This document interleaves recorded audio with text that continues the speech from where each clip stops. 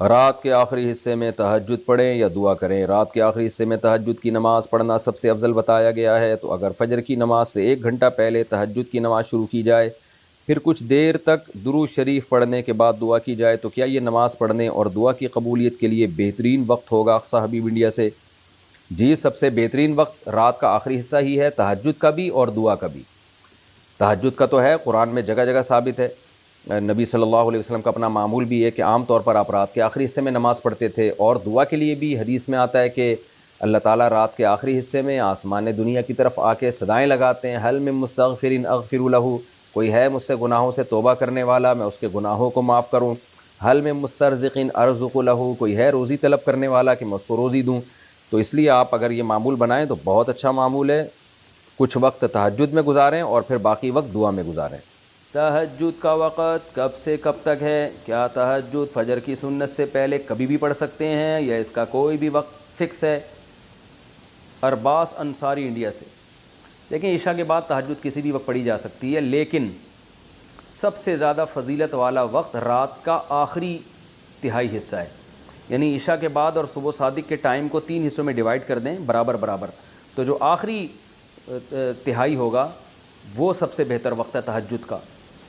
تو وہ نہیں ہو سکتا تو کبھی بھی سونے کے بعد اٹھ کے تہجد پڑھ سکتے ہیں، آدھی رات کو بھی بہتر ہے کہ نیند لیں، سونے کے بعد اٹھنا یہ تہجد کا افضل وقت ہے، اور اس کی بھی توفیق نہیں ملتی تو سونے سے پہلے بھی پڑھی جا سکتی ہے، لیکن سب سے افضل ہے آخری حصہ، پھر چلو آخری میں نہیں پڑھتے لیکن تھوڑی نیند لینے کے بعد اٹھ کے پڑھ لیتے ہیں، یہ بھی غنیمت ہے، یہ بھی نہیں ہوتا چلو عشاء کے بعد پڑھ لو۔ تہجد کے بعد کچھ دیر سونا کیا سنت ہے؟ راشد صاحب لاہور سے پوچھتے ہیں، جب ہم تہجد کے لیے اٹھتے ہیں اور تہجد کے بعد تھوڑی دیر کے لیے لیٹ جاتے ہیں تو لیٹ جانا سنت ہے یا سو جانا سنت ہے، اور یہ سنت ہے یا نہیں، اس بارے میں رہنمائی فرمائیں۔ جی ہاں بھائی، سنت ہے، رسول اللہ صلی اللہ علیہ وسلم تہجد کی نماز کے بعد کچھ دیر ہلکی نیند لیا کرتے تھے، کیونکہ وہ وقت تھوڑا سا ہی ہوتا ہے تو تھوڑی دیر آپ سویا کرتے تھے۔ جب حضرت بلال اذان کہتے تھے، فجر کا وقت داخل ہوتا تھا تو نماز سے تھوڑی دیر پہلے آپ آرام فرمایا کرتے تھے۔ تہجد میں جہری قراءت، عابد احمد انڈیا سے پوچھتے ہیں، مفتی صاحب کیا تہجد کی نماز جو ہم پڑھتے ہیں کیا اس میں ہم بلند آواز سے قراءت کر سکتے ہیں؟ جی ہاں بالکل کر سکتے ہیں، ہر وہ نماز جو اندھیرے میں پڑھی جاتی ہے نا اس میں جہر جائز ہے، یعنی سورج جب غروب ہو گیا تو سورج طلوع ہونے سے پہلے پہلے جو نماز بھی آپ پڑھیں تو اس میں شرعاً آپ کے لیے جہر جائز ہے، یعنی جہری تلاوت کر سکتے ہیں آپ۔ تو باقی جہری کرنی چاہیے کہ نہیں تو آپ کی طبیعت پہ، اگر آپ کو آواز سے تلاوت کرنے میں دماغ زیادہ لگتا ہے تو پھر جہر کرنا زیادہ افضل ہے، تو لیکن اتنا جہر نہ ہو کہ لوگوں کے آرام میں خلل ہو۔ آپ تہجد پڑھ رہے ہیں، پتہ چلا اتنی اونچی آواز سے کہ محلے پڑوس والے بھی اٹھ گئے، یا اپنی بیگم سو رہی ہے وہ اٹھ جاتی ہے، بچے اٹھ رہے ہیں، تو پھر یہ جائز نہیں ہے، اتنا جہر کہ کسی کے آرام میں خلل واقع نہ ہو۔ معاف، اگر طلاق کی نیت دل میں ہو مگر زبان سے نہ کہے تو طلاق واقع ہوتی ہے؟ نہیں جی، طلاق کا تعلق زبان سے ہے، دل سے نہیں ہے۔ کیا شوہر بیوی کی اجازت کے بغیر اس کے مال میں تصرف کر سکتا ہے؟ نہیں کر سکتا۔ تصویر والی کرنسی کمرے میں ہو تو وہاں نماز پڑھنا جائز ہے؟ جائز ہے، کیونکہ اس میں ابتلا بہت زیادہ ہے، یعنی اس سے بچنا ناممکن ہے۔ کیا مساجد میں سیکیورٹی کیمرے نصب کرنا شرعی طور پر، یہ جو ہے نا میں نے کہا تصویر والی کرنسی کمرے میں ہو تو نماز جائز ہے، یعنی جیسے میں نے بتایا کہ ابتلا بہت زیادہ ہے، تو جب بہت زیادہ مشکل بچنا ہوتا ہے نا کسی مسئلے میں، مسئلے سے میں یعنی بہت زیادہ مشکل ہوتی ہے اور شریعت میں کوئی واضح تعلیمات نہ ہو تو پھر اس میں گنجائش پیدا ہوتی ہے۔ تو چونکہ ویسے بھی نوٹوں کی تصویریں وہ قابل تعظیم نہیں ہوتی، تعظیم والی وہ تصویر ہوتی ہے دیوار پہ لگی ہوئی ہو یا کوئی البم میں لگائی ہوئی ہو آپ نے، تو یہ ایسے ہی نوٹ جیبوں میں گھوم رہے ہوتے ہیں، زمین پہ بعض دفعہ یعنی میزوں پہ پڑے ہوئے ہوتے ہیں، تو یہ وہی تصویر نہیں ہے جس کی تعظیم ہو۔ تصویر بنانا تو بہرحال ناجائز ہے، لیکن ایسی تصویر اگر کمرے میں ہوگی تو نماز ادا ہو جائے گی۔ کیا مساجد میں سیکیورٹی کیمرے نصب کرنا شرعی طور پر درست ہے؟ جی بالکل درست ہے، بلکہ آج کل تو وقت کی ایک انتہائی شدید ضرورت ہے، اہم ضرورت ہے۔ اگر امام سجدہ تلاوت بھول جائے تو مقتدی کیا کرے؟ مقتدی کو چاہیے امام کو لقمہ دے، سبحان اللہ کہے، لیکن مقتدی خود سے نہیں کرے گا سجدہ تلاوت۔ داڑھی نہ رکھنے والا مدرس شرعی علوم پڑھا سکتا ہے؟ دیکھیں جو شرعی علوم ہیں، دینی مدارس ہیں، اس میں ٹیچر کا جو گیٹ اپ ہے نا اس کا اسٹوڈنٹس پہ بہت اثر پڑتا ہے۔ تو اگر ٹیچر ہی بغیر داڑھی کے ہے تو طلبہ پھر بے دینی کی طرف مائل ہوتے ہیں، اس لیے بلا ضرورت شدیدہ یہ کام ٹھیک نہیں ہے۔ اس سے دینی مدارس میں جو عمل کی ایک ہمارے دینی مدارس میں عمل کی ایک پختگی ہوتی ہے وہ سب کے سب ختم ہو جائے گی، تو اس لیے اس سے اجتناب لازم ہے۔ خاتون کا مائک پر بیان دینا کیا جائز ہے؟ نہیں، مردوں میں خاتون بلا ضرورت شدیدہ مائک پر اپنا بیان نہیں سنا سکتی۔ ہمیں اس اسلامی تاریخ میں اس کی کوئی مثال نہیں ملتی کہ کوئی خاتون جو ہے مردوں میں واز کر رہی ہو، اور خواتین میں واز کر سکتی ہیں۔ عورت کو جنازہ پڑھانے کی اجازت ہے؟ نہیں جناب، اس کی اسلامی تاریخ میں کوئی مثال نہیں ملتی۔ اگر یہ عمل جائز ہوتا تو اسلاف سے ثابت ہوتا، حدیث سے ثابت ہوتا۔ نکاح کے وقت لڑکی سے زبردستی ایجاب کروانا کیسا ہے؟ جائز نہیں ہے، گناہ ہے، لیکن اگر زبان سے وہ ہاں کر دے گی تو نکاح ہو جائے گا، کیونکہ نکاح، طلاق اور یہ سب چیزیں زبردستی بھی ہوتی ہیں، خوشی میں بھی ہوتی ہیں، مذاق میں بھی ہو جاتی ہیں۔ اس میں شریعت نے زبان پہ حکم کا مدار رکھا ہے، اس لیے اگر کوئی زبردستی لڑکی سے ایجاب کروا رہا ہے تو وہ زبردستی نہ کرے، بس وہ جو ہے وہ ہاں نہ کرے کسی صورت میں۔ ہاں کر دے گی تو نکاح ہو جائے گا۔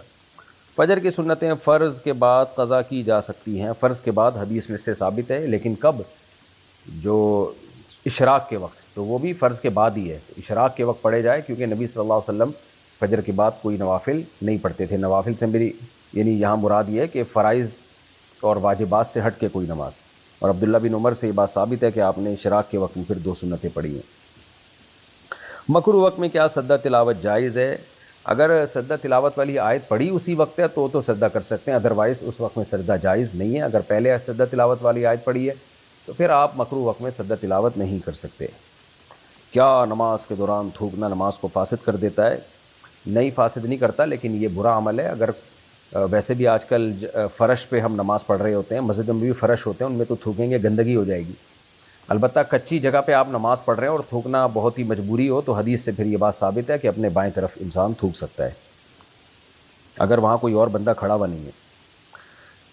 کیا نبی کریم صلی اللہ علیہ وسلم کے روزے پر مانگی گئی دعا قبول ہوتی ہے؟ نبی کے روزے پر دعاؤں کا موقع نہیں ہے، بلکہ وہ صلاۃ والسلام کا موقع ہے۔ نبی پر صلاۃ والسلام پڑھا جائے، اور دعا کے لیے پھر مسجد نبوی میں قبلے کی طرف رخ کر کے دعا مانگی جائے۔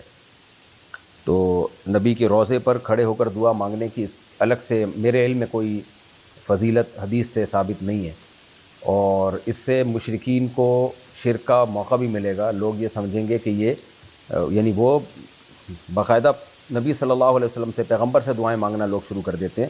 تو سعودی حکومت اس بارے میں جو سختی کرتی ہے وہ بالکل شریعت کے مطابق ہے۔ تو روضے پر صرف آپ سلام پیش کریں اور نکل جائیں، باقی دعاؤں وغیرہ کے لیے مسجد نبوی اس میں دعائیں قبول ہوتی ہیں، مسجد حرام میں دعائیں قبول ہوتی ہیں۔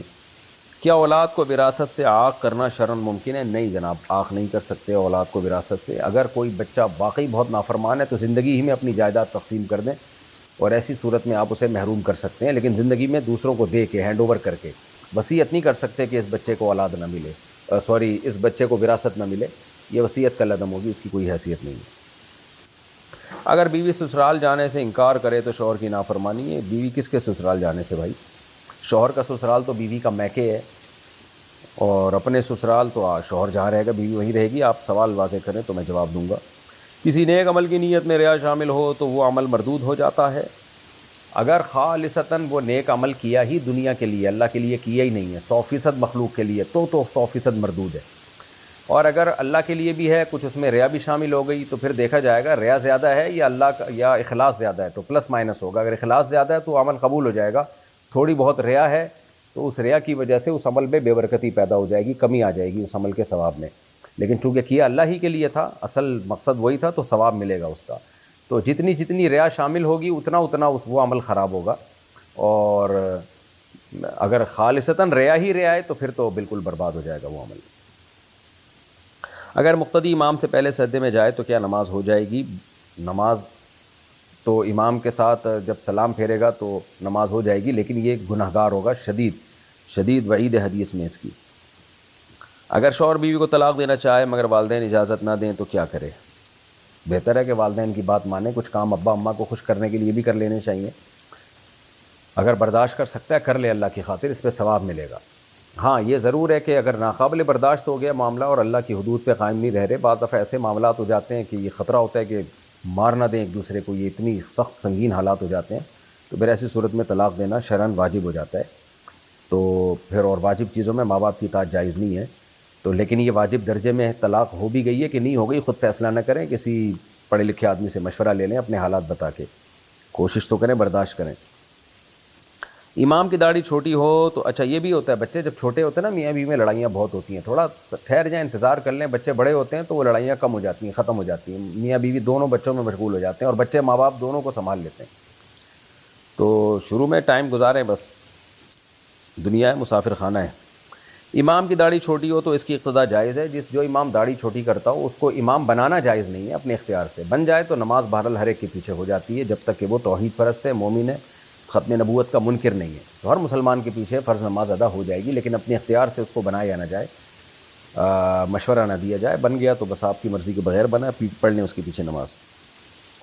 کیا بیوی شوہر کی غیر شرعی کمائی کا استعمال کر سکتی ہے؟ اگر بیوی کا کمائی کا کوئی ذریعہ نہیں ہے، ہاؤس وائف ہے اور شوہر کی غیر شرعی کمائی ہے، تو پھر مجبوراً بیوی کے لیے اس کمائی سے کھانا جائز ہے، لیکن شوہر بہرحال گناہ گار ہوگا کہ وہ بیوی کو حرام کیوں کھلا رہا ہے۔ اگر چاندی سونے سے مہنگی ہو تو زکوٰۃ کا نصاب چاندی سے ہی ہوگا؟ ایسا ہوتا نہیں ہے، لیکن اگر چاندی سونے سے مہنگی ہو گئی تو پھر زکوٰۃ کا نصاب سونے پہ آ جائے گا۔ کیا عورت کو شوہر کی اجازت کے بغیر اپنے نام پر پلاٹ خریدنے کی اجازت ہے؟ اپنے نام پر نہیں جی، شوہر کے پیسوں سے آپ اپنے نام پہ پلاٹ نہیں خرید سکتی۔ میں ایسی خاتون کو جانتا ہوں، اب غیبت نہیں ہے کیونکہ کس کو کیا پتا کہ کس کی بات ہو رہی ہے، 10 سال پرانا واقعہ ہے۔ شوہر جو ہے بیوی کو پیسے بھیجتا رہتا تھا سعودی عرب سے، اور بیگم صاحبہ کہتی تھی میں پراپرٹی خرید رہی ہوں، شوہر خوش تھا کہ میرے لیے ماشاءاللہ اتنی پراپرٹی جمع ہو رہی ہے، لیکن بیگم صاحبہ اپنے نام سے پراپرٹی خریدتی تھی۔ شوہر نے کہا چلو کوئی مسئلہ نہیں ہے یار، میں اور میاں بیوی ایک ہی تو ہیں۔ اس کے بعد جب اچھی خاصی پراپرٹی جمع ہو گئی تو میاں صاحب جب ریٹائر ہو کے آئے ہیں تو اس بیچاری کی جو حالت تھی وہ میں آپ کو کیا بتاؤں، وہ بلک بلک کے روتا تھا، اس کی 2 ٹکے کی حیثیت نہیں تھی گھر میں، ہر وقت اس کو تانے کے انسان کا بچہ بن ورنہ ساری پراپرٹی میری ہے، دفع کر یہاں سے تجھے نکال دوں گی۔ تو بیچارہ بوڑھا آدمی ایک کمرے میں کھانستا رہتا تھا اور کسی کام کا نہیں تھا۔ اللہ تعالیٰ ان بزرگ کو زندگی دے، اور اگر انتقال ہو گیا تو اللہ ان کی مغفرت فرمائے۔ بہرحال ساری عورتیں ایسی نہیں ہوتی، جو میرے اس وقت یہ پروگرام دیکھ رہی ہیں ان خواتین کے علاوہ کی بات کر رہا ہوں۔ کیا حالت جنابت میں قرآن کی تفسیر کا مطالعہ بغیر زبان سے تلاوت کیے جائز ہے؟ جی جائز ہے۔ کیا اولاد کو زبردستی قرآن حفظ کروانا ظلم ہے؟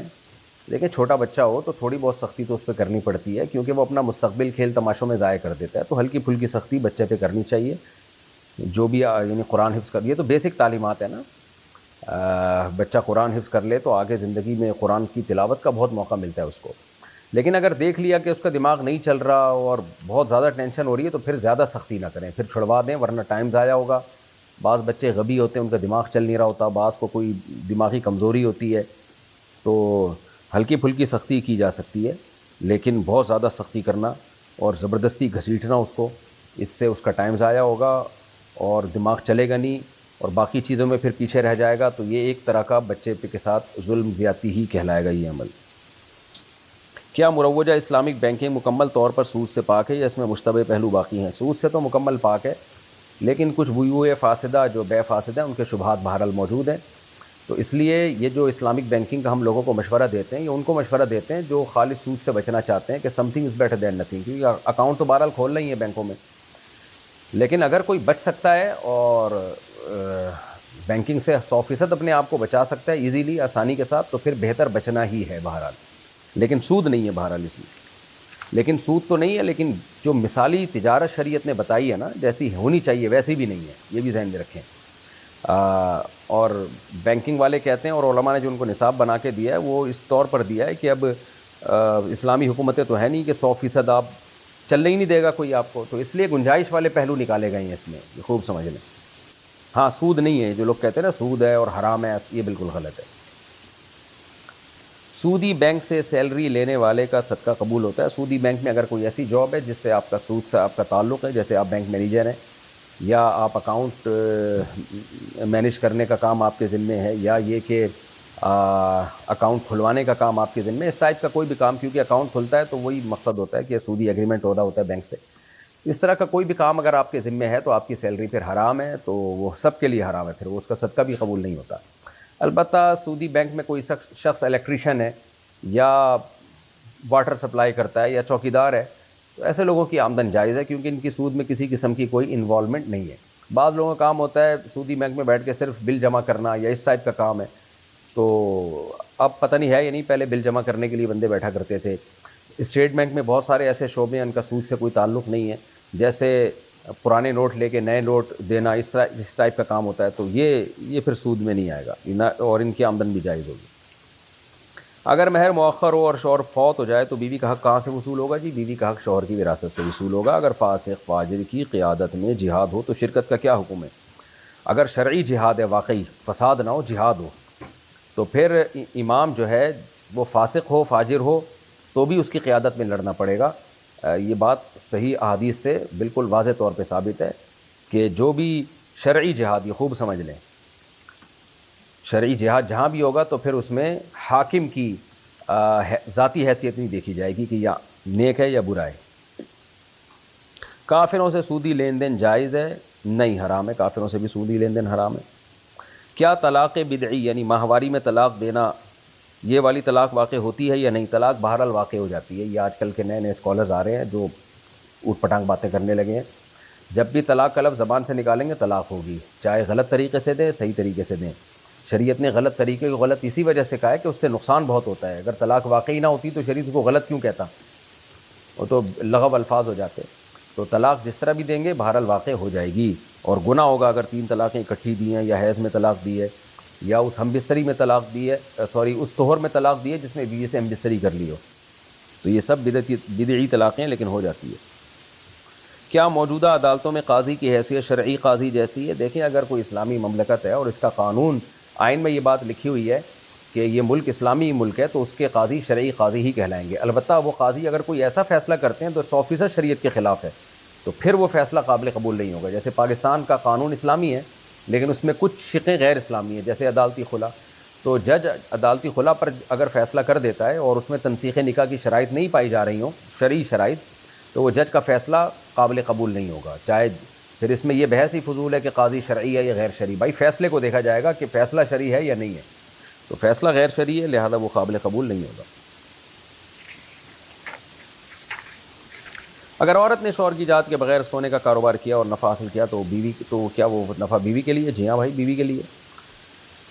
شوہر کی اجازت کے بغیر کاروبار جائز ہے بشرطے کہ شوہر کے حقوق میں کسی قسم کی کوئی کوتاہی اور کمی نہ ہو رہی ہو۔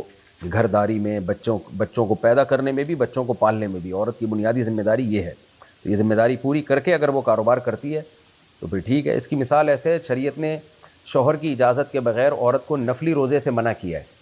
نبی کی صحیح حدیث ہے کہ ایک عورت نفلی روزہ بھی نہیں رکھ سکتی اگر شوہر اجازت نہ دے۔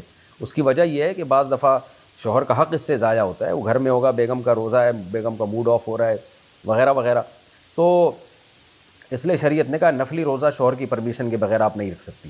لیکن اگر شوہر ملک سے باہر ہے یا وہ 2-3 دن کے لیے کہیں گیا ہوا ہے پھر بیوی نفلی روزہ رکھ سکتی ہے، کیونکہ شوہر کا حق ضائع نہیں ہو رہا اس سے۔ پھر اگر شوہر نفلی روزے سے منع کرتا ہے تو پھر اس بارے میں شوہر کی اطاعت لازم نہیں ہے عورت کے اوپر، کیونکہ اس سے شوہر کو کوئی نقصان نہیں ہو رہا۔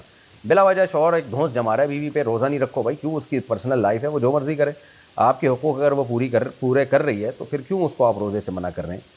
تو یہاں بھی یہی ہے، کاروبار میں اگر شوہر کا کوئی نقصان نہیں ہو رہا تو کر سکتی ہے، اگر نقصان ہو رہا ہے، شوہر کے حقوق ضائع ہو رہی ہے، پھر شوہر کی پرمیشن ضروری ہے۔ لیکن یہ جب شوہر بیسک حقوق ادا کر رہا ہو بیوی کے۔ حج بدل میں مرد عورت کا نائب بن سکتا ہے اگر وہ محرم نہ ہو؟ جی بن سکتا ہے۔ کیا مشترکہ جائیداد میں زبردستی رہائش رکھنے والا غاصب کہلائے گا؟ جی ہاں، غاصب ہی کہلائے گا وہ، اور کیا کہلائے گا؟ اس کو چاہیے کہ جائیداد میں جو آپ نے زبردستی، جو جتنے لوگوں کے شیئر ہیں نا، جتنا حصہ ہے اس حساب سے ان کو رینٹ دے یا ان کو بھی رہنے دے اگر وہ رہنا چاہیں۔ مسلم کے جنازے میں شرکت جائز ہے؟ مسلم کے جنازے میں، یہ میرے خیال ہے غیر مسلم پوچھنا چاہ رہے تھے، کیا غیر مسلم کے جنازے میں شرکت جائز ہے؟ غیر مسلم کی کو عیادت تو کر سکتے ہیں آپ، تعزیت کر سکتے ہیں، اس کے لواحقین کو صبر کی تلقین کر سکتے ہیں، لیکن ان کی مذہبی رسومات میں آپ شرکت نہیں کر سکتے۔ اب مجھے نہیں پتہ ان کی کون کون سی مذہبی رسومات ہوتی ہے جنازے کے وقت، کون سی نہیں ہوتی۔ میت کو دفنانے کے بعد قبر پر اذان دینا سنت ہے یا بدعت ہے؟ بدعت ہے جی۔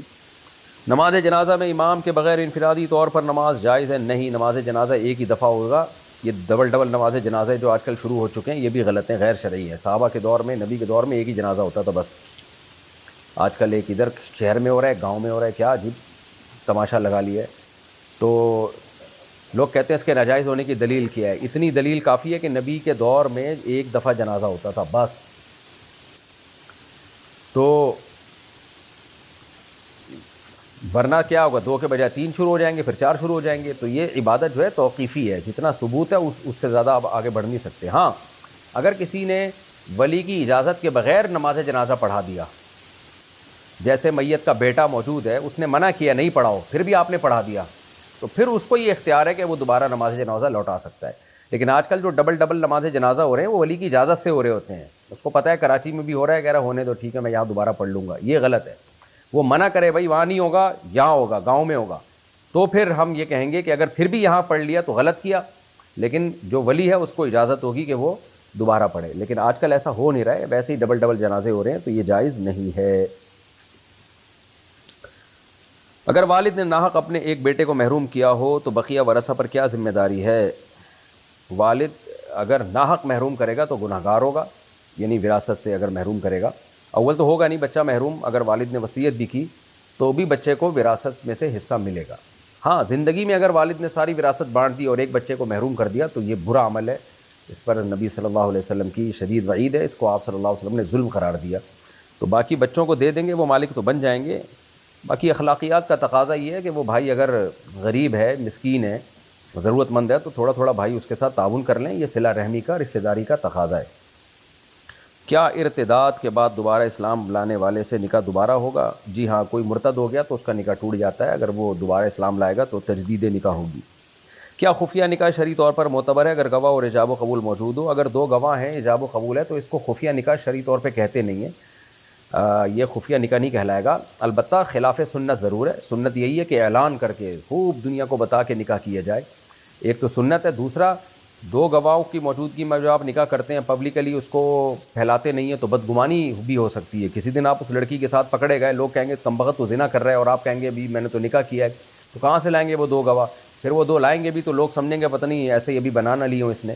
تو اس لیے سنت یہی ہے کہ نکاح جب کیا جائے تو اعلان کر دیا جائے، تو باقی 2 گواہوں کی موجودگی میں نکاح بہرحال ہو جاتا ہے۔ کیا وراثت کی تقسیم میں تاخیر کرنا کبیرہ گناہ ہے؟ جی ہاں کبیرہ گناہ ہے، کیونکہ اس سے آپ ناحق دوسروں کے مال پہ قبضہ کر کے رکھتے ہیں۔ بعض وارث ایسے ہوتے ہیں جن کو اندر اندر بڑی تکلیف ہو رہی ہوتی ہے، اور یہ حرام ہے، گناہ ہے۔ اگر شوہر سال ہر سال بیوی سے جسمانی تعلق قائم نہ کرے تو بیوی کے لیے خلع کا جواز ہے؟ دیکھیں سال ہر سال جسمانی تعلق قائم نہ کرے، اس سے تعلق ہے کہ شادی کو کتنا ٹائم گزرا ہے۔ بعض دفعہ میاں بیوی ایجڈ ہو چکے ہیں۔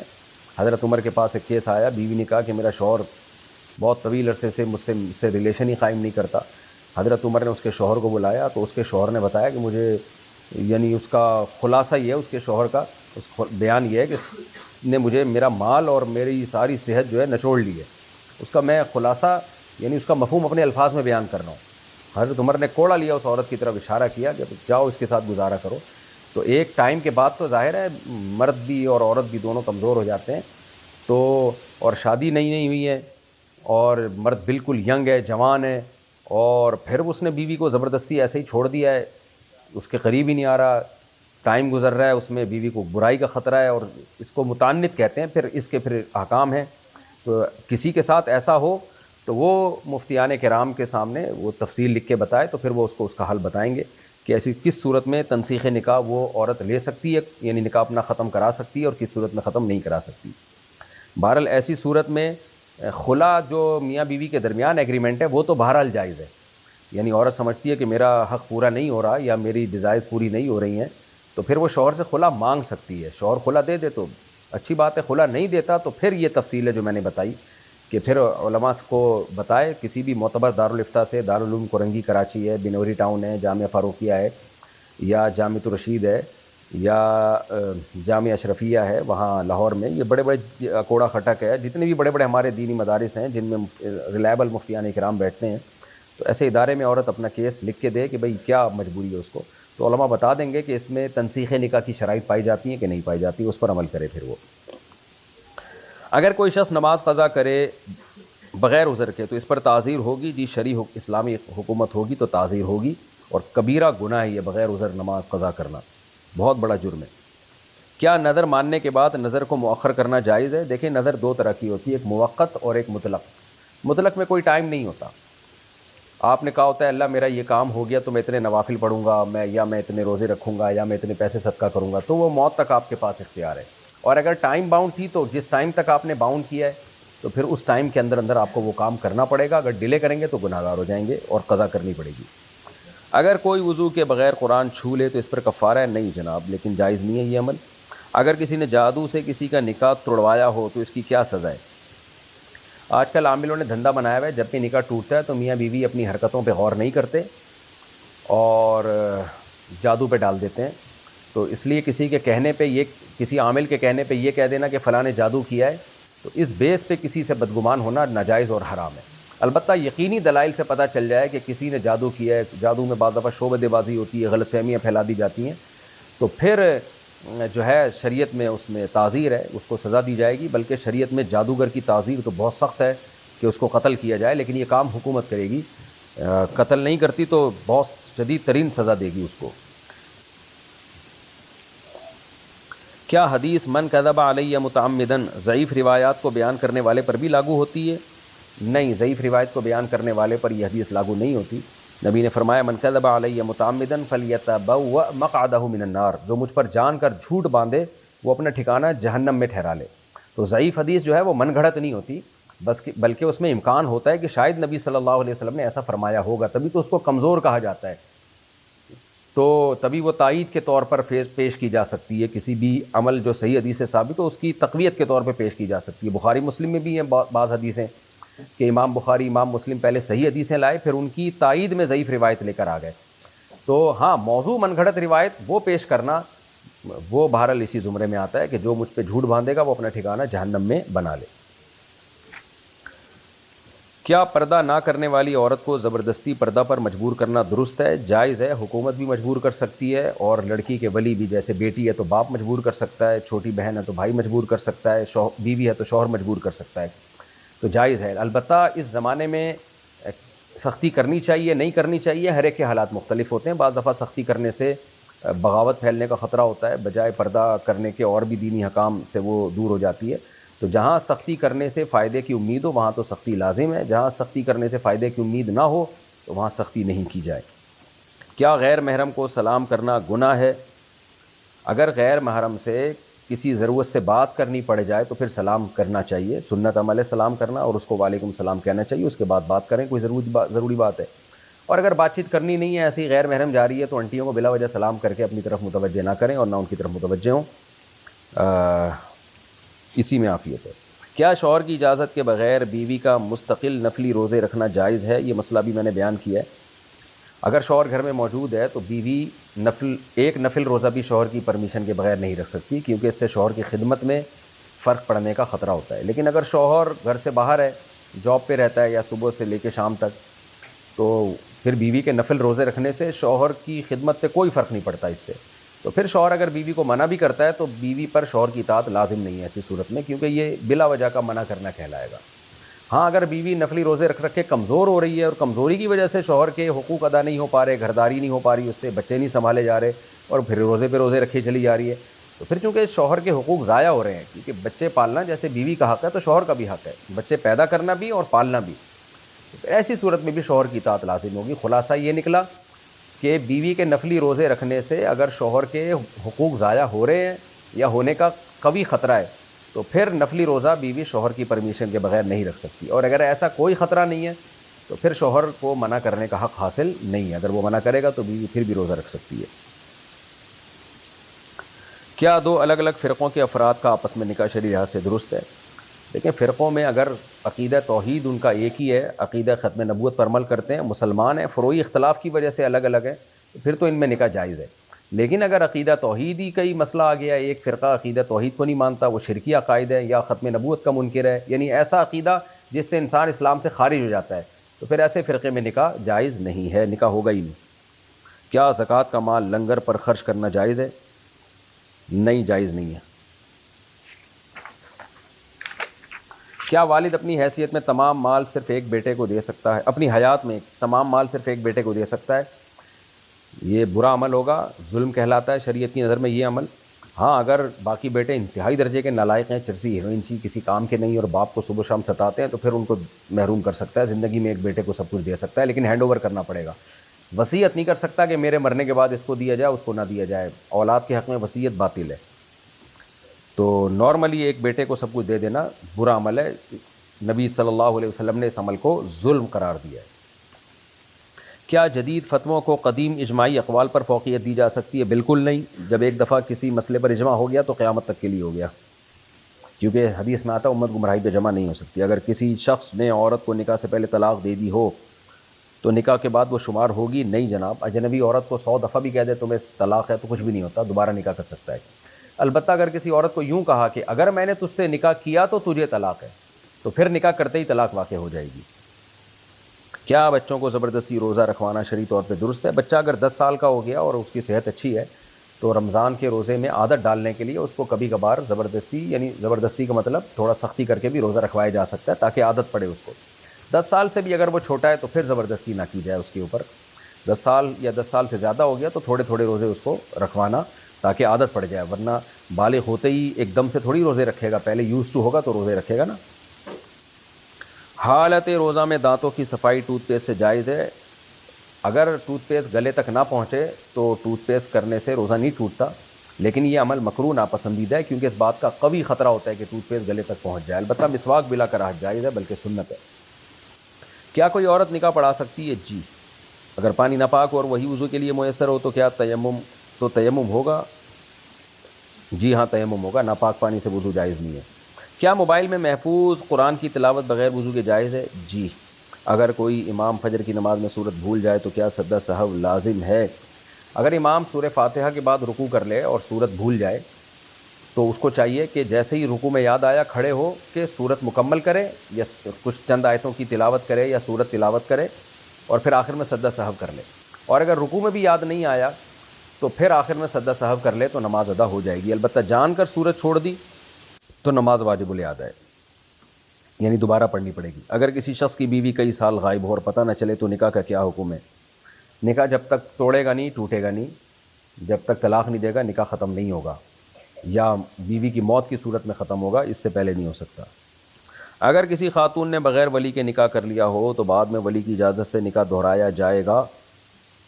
اگر ولی کی اجازت کے بغیر نکاح کیا غیر کفو میں، ہم پلہ میں نہیں تھا، وہ جوڑ کا رشتہ نہیں تھا، پھر تو نکاح ہوا ہی نہیں ہے، اس نکاح کی کوئی حیثیت ہی نہیں ہے۔ اور اگر جوڑ کی شادی ہوئی ہے، اس کے پیرلل تھا وہ، تو نکاح تو ہو گیا، لیکن برا عمل ہے، بلا ضرورت شدیدہ اس پر عمل کرنا۔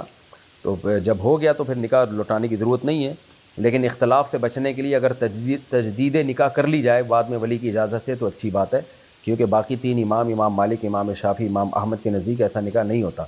تو اس لیے کوئی حنفی اگر یہ کام کرتا ہے اور اختلاف سے بچنے کے لیے وہ اس نکاح کو دوبارہ لوٹا لے، کوئی حنفی لڑکی یہ کام کرتی ہے تو احتیاطاً ولی کے وہ راضی کرنے کے بعد دوبارہ لوٹا دیا جائے اس نکاح کو، تو یہ اچھا کام ہوگا۔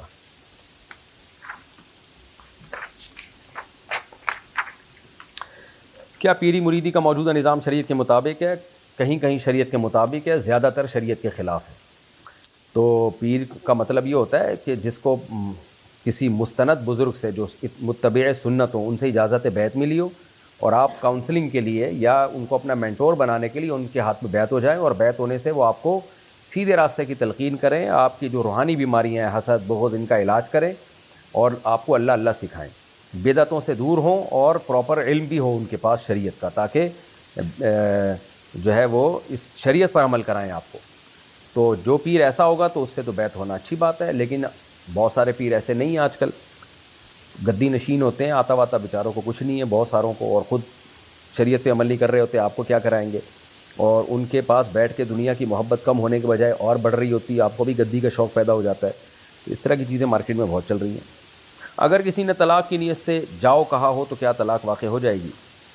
جی ہاں، ایک طلاق بائن واقع ہو جائے گی اگر اس نے 100% اس کی نیت تھی کہ جاؤ کا مطلب یہی ہے کہ میری طرف سے تم فارغ ہو، لیکن ایسا ہوتا نہیں ہے۔ بیوی کو جب جاؤ واؤ کہا جاتا ہے تو طلاق کی نیت ہوتی نہیں ہے، کیونکہ اس طرح کے مسائل جیسے ہی نیٹ پہ جاتے ہیں وہمی لوگ کو پھر مسائل شروع ہو جاتے ہیں اور وہ پاگل ہونا شروع ہو جاتے ہیں۔ کوئی بھی بیوی کو جاؤ جو ہے عام طور پہ طلاق کی نیت سے نہیں کہتا. کیا حالت احرام میں ویڈیو بنانا جائز ہے؟ حالت احرام میں اپنی یادگار کے طور پہ کوئی چھوٹی موٹی ویڈیو بنا لے تو کوئی حرج نہیں ہے، لیکن لوگ بہت عجیب کام کر رہے ہوتے ہیں، بڑا افسوس ہوتا ہے. بیت اللہ کا طواف کر رہے ہیں، ایک عبادت ہے، طواف بھی نماز کی طرح ایک عبادت ہے، حدیث میں آتا ہے الطواف کالصلاۃ. کبھی بغیر وضو کے طواف مکروہ تحریمی ہے، واجب الاعادہ ہے، تو وہ بھی عبادت ہے. تو اس کے دوران آپ بیت اللہ کو فوکس کریں، آپ اللہ کی عظمت کو دل میں رکھیں. تو اس میں بھی ویڈیو بنا رہے ہوتے ہیں لوگ، ایک عجیب افسوس ہوتا ہے ان کی حالت دیکھ کے. ہاں پورا طواف مکمل کر لیں، پھر ایک یادگار کے طور پر تھوڑی سی چلتے ہوئے ویڈیو بنا لیں تھوڑی بہت، کہ چلو جی ایک یادگار رہے گی، ہم بھی بیت اللہ گئے تھے. لوگوں کو شوق ہوتا ہے کہ اپنی ایسی یادگاروں کو محفوظ رکھا جائے، لیکن جب سچی مچی کا طواف کر رہے ہوں تو فل طواف کو فوکس کیا کریں. اور وہاں ہنسی مذاق مسکرانا بہت ہی بری حرکت ہے، یہ بیت اللہ کی عظمت کے بہت خلاف ہے، یہ بہت افسوس ہوتا ہے. اسی طرح سعی میں بھی لوگ باتیں کر رہے ہوتے ہیں، بھائی یہ سعی بہت بڑی عبادت ہے، اماں ہاجرہ یہاں سے چلی تھیں، دوڑی تھیں، اللہ کی ایک رحمت ہوئی تھی، تو وہ عمل دہرا کے اللہ کی طرف توجہ کرو، اللہ سے اس کی رحمت مانگو. بڑا مبارک عمل ہے یہ، لیکن اس میں بھی یہ سیلفیاں اور ہنسی مذاق، تو یہ دین کے ساتھ ایک قسم کا مذاق ہے یہ. اگر 2 گواہ موجود ہوں مگر عورت کی رضا نہ ہو تو کیا نکاح ہو جائے گا؟ وہ عورت رضا نہ ہو تو ہاں نہ کرے، خالی گواہوں سے